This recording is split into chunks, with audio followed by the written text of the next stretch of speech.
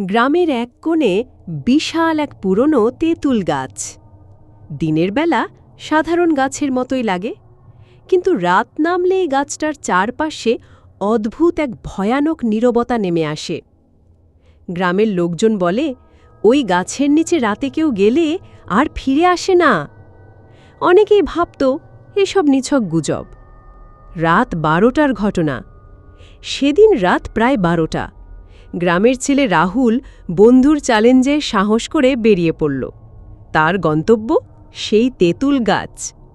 চারপাশে ঘন অন্ধকার, শুধু ঝিঝি পোকার একটানা শব্দ।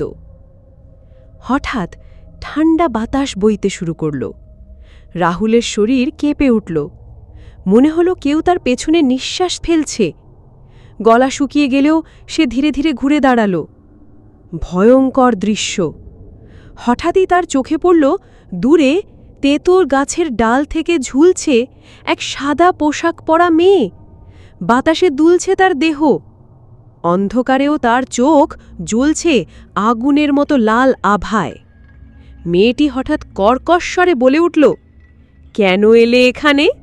আমার ঘুম ভাঙালে কেন? রাহুল কাঁপতে কাঁপতে জিজ্ঞেস করল, তুমি কে? ভূতের পরিচয়। মেয়েটি ধীরে ধীরে মাটিতে নেমে এলো। মুখের চামড়া ছিঁড়ে যাচ্ছিল, দাঁতগুলো রক্তে ভিজেছিল।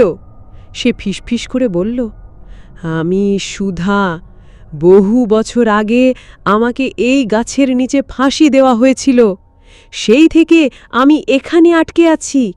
কেউ এলে আমি তাকে ছাড়ি না। রাহুলের পরিণতি। হঠাৎ চারদিক অন্ধকারে ঢেকে গেল। গাছের ডাল ভেঙে পড়ার শব্দে রাহুল দৌড়াতে চাইল, কিন্তু তার পা নড়ল না। মনে হলো অদৃশ্য শিকলে তাকে বেঁধে রাখা হয়েছে।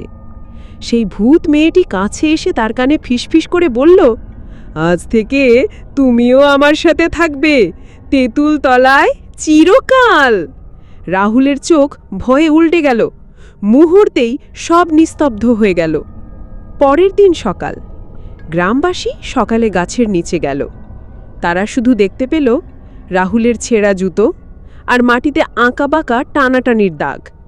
কিন্তু মাথা উঁচু করে তাকাতেই সবার শরীরে শীতল স্রোত বয়ে গেল। গাছের ডালে তখন ঝুলছে দুটি ছায়া, এক মেয়ে আর এক ছেলে। দুজনেই দুলছে হাওয়ায়।